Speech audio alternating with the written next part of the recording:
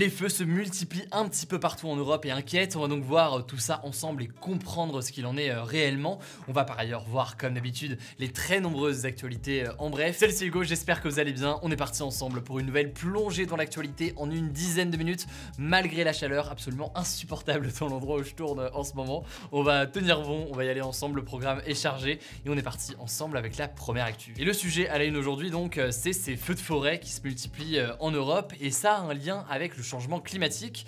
Alors que se passe-t-il concrètement? Que faut-il craindre pour l'avenir? On va voir tout ça ensemble. Bon, déjà, si vous suivez régulièrement ces actus du jour ou alors ce qu'on fait sur Instagram, vous le savez, on en a parlé jeudi et vendredi notamment, le département de la Gironde en France, au sud de Bordeaux, où il y a notamment beaucoup de forêts, est frappé depuis une semaine par de violents incendies, des incendies qui sont très difficiles à maîtriser pour les pompiers. On va voir pourquoi juste après.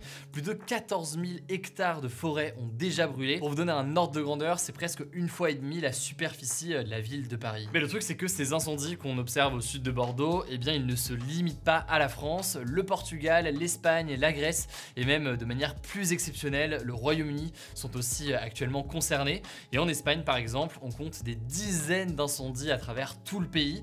Des incendies qui ont déjà brûlé plus de 25 000 hectares en une semaine.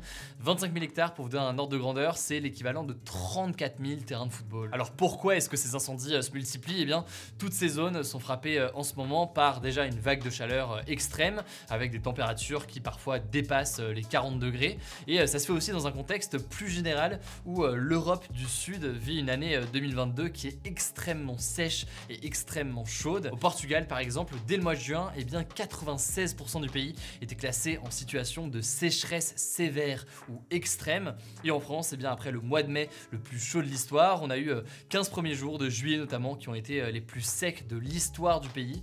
Il est tombé seulement 1,8 mm d'eau en moyenne en France sur les 15 derniers jours en France métropolitaine, contre 30 mm en moyenne les autres années. Autrement dit, c'est près de 15 fois moins de pluie qui est tombée en France ces derniers jours. Par ailleurs, et j'ai l'impression de le rappeler tous les jours en ce moment, mais c'est un sujet qui est essentiel, il faut bien comprendre que des incendies géants de ce type-là, ils vont se multiplier. C'est l'une des conséquences du changement climatique, avec l'intensification des périodes de chaleur, une intensification en termes de nombre et en termes donc de degrés qu'on pourrait atteindre. Même chose eh bien, pour d'autres catastrophes naturelles qui pourraient se multiplier. Et selon le groupe d'experts de l'Organisation des Nations Unies pour le climat, le GIEC donc, eh bien, le nombre d'incendies de ce type devrait augmenter d'environ 50% d'ici à 2100. Autrement dit, c'est vraiment quelque chose qui est amené à se multiplier dans les prochaines années. Bref, une tendance importante en France, mais aussi à l'échelle européenne, aussi à l'échelle mondiale, même si on élargit. On se souvient peut-être des incendies importants au Brésil, en Amazonie. On peut se souvenir aussi récemment des incendies en Californie, à l'ouest des États-Unis,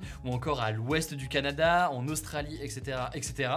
Mais par ailleurs, même en Europe, c'est une situation qu'on observait déjà l'an dernier. Pour vous donner un chiffre, en 2021, le total cumulé des terres brûlées dans l'Union européenne était 2 fois supérieur à la moyenne. Ça, c'était donc en 2021 et on devrait malheureusement s'attendre à des chiffres pires en 2022. Bref, tout cela a donc des conséquences très concrètes, forcément, sur la faune, sur la flore, sur le déplacement eh bien, de milliers d'habitants un petit peu partout en Europe. Il va falloir donc forcément mettre en place des mesures pour répondre à tout cela. Par ailleurs, évidemment, et j'en ai déjà beaucoup parlé en fin de semaine, mais c'est aussi une forte mobilisation de dizaines de milliers de pompiers actuellement partout en Europe pour essayer de freiner l'avancée des feux. Courage du coup à tous ceux qui sont mobilisés en ce moment, et évidemment de notre côté, on va continuer à en parler. Je vous mets des liens en description si vous voulez en savoir plus. On poursuit avec les actualités en bref, et d'abord cette première information, c'est une polémique qui a pris de l'ampleur de façon importante ce week-end.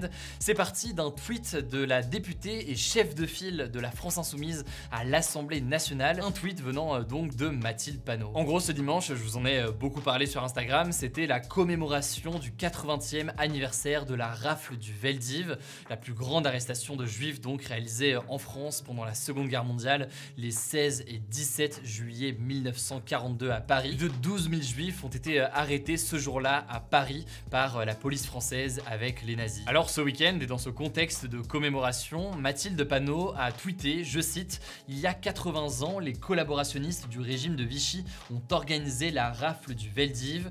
Ne pas oublier ces crimes aujourd'hui plus que jamais, avec un président de la République qui rend honneur à Pétain et 89 députés RN. » Alors ici, Mathilde Panot fait en fait référence à des propos qu'avait tenus Emmanuel Macron en 2018 lorsqu'il avait qualifié le maréchal Pétain de grand soldat pendant la Première Guerre mondiale, et ce tout en condamnant par ailleurs ailleurs, je cite, ses choix funestes pendant la Seconde Guerre mondiale lorsqu'il était donc à la tête du régime de Vichy et qu'il avait collaboré avec l'Allemagne nazie.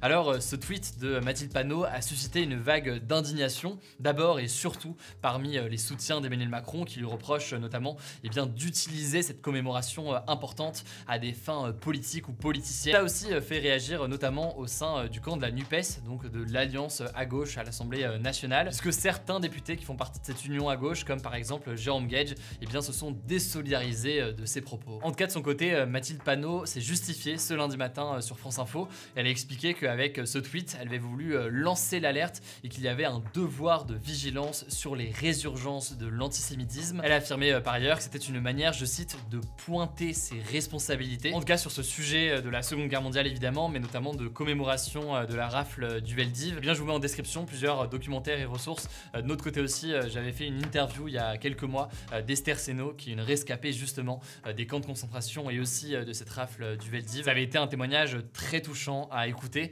Je vous mets donc ce lien avec les autres en description. On continue avec une deuxième actualité en Ukraine. On va parler d'espionnage et de trahison. En fait, le président ukrainien Volodymyr Zelensky a suspendu dimanche soir 2 personnes qui étaient haut placées en Ukraine. C'est le cas d'Irina Venediktova, qui est procureure générale, et de Ivan Baranov, qui est le chef des services de sécurité intérieure. En gros, en ce moment, les autorités ukrainiennes enquêtent sur près de 650 cas de responsables locaux ukrainiens qui auraient collaboré d'une façon ou d'une autre avec la Russie dernièrement. Et donc, ces 2 responsables ont été suspendus dimanche par le président ukrainien. En tout cas, cette décision importante de Zelensky intervient alors qu'en parallèle, à quelques milliers de kilomètres de là, à Bruxelles, les ministres des Affaires étrangères des pays de l'Union européenne discutent en ce moment de nouvelles sanctions à imposer contre la Russie. Évidemment, je vous tiendrai au courant là-dessus. Troisième actualité, et c'est plutôt une bonne nouvelle pour l'environnement, les supermarchés se sont mis d'accord ce lundi pour réduire leur consommation d'énergie.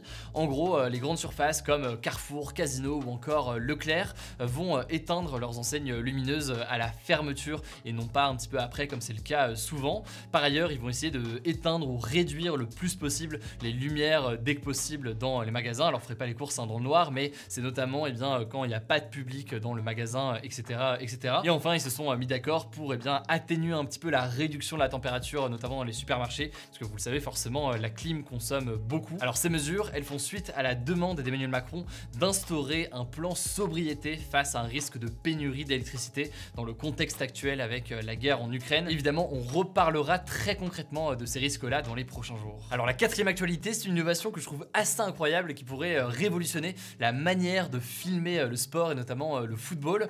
En fait, au cours d'un match amical entre l'AC Milan et le FC Cologne, 2 joueurs de Cologne étaient équipés d'une caméra embarquée. En gros, c'est une caméra qui était posée sur leur maillot quand ils jouaient. Et elle était équipée en fait d'une intelligence artificielle qui pouvait suivre comme ça du coup le ballon et le cours du jeu et qui donc permettait de filmer au plus près l'action du match en donnant l'impression d'endosser le maillot d'un joueur et d'être sur le terrain. Bref, c'est assez incroyable, on commence à se rapprocher quasiment des points de vue qu'on peut avoir sur un autre sport qui n'a rien à voir mais en Formule 1 par exemple, et c'est d'ailleurs quelque chose qui avait été expérimenté il y a quelques mois sur les arbitres de rugby. Bref, on va voir dans quelle mesure est-ce que cette technologie peut se développer dans les prochaines années. Enfin, dernière actualité un petit peu mignonne pour terminer ces actus du jour. Je vous rassure d'avance, que vous allez voir avec le début, mais je vous rassure d'avance, c'est une histoire qui se finit bien. Je vous avais promis quand même pour terminer chacune des actus du jour des petites bonnes nouvelles à la fin. En fait, ça s'est passé en Thaïlande, un bébé éléphant est tombé dans une fosse sous les yeux de sa mère et aussi sous les yeux de vétérinaires qui étaient présents sur place. Du coup, pour calmer la mère, ils ont administré un tranquillisant à la mère, sauf que elle a quand même voulu essayer de sauver son fils. Elle est donc tombée elle aussi dans le fossé. Résultat, donc les deux étaient bloqués. Alors après ça, il y a eu une grande opération de sauvetage avec une grue. Et heureusement d'ailleurs, sinon ce serait pas une bonne nouvelle, la mère et le fils ont pu être sauvés. Alors pour ceux qui écoutent ces actus du jour en podcast et donc qui n'ont pas la vidéo pour ça, je vous mets les images directement en description. Et je vous mettrai aussi les images de la caméra embarquée sur un joueur de foot. Voilà donc pour cette nouvelle plongée dans l'actualité en une dizaine de minutes, malgré cette chaleur très importante. Courage à tous en cette période difficile. Prenez soin de vous, prenez soin de vos proches et on se dit du coup à demain pour les actus du jour.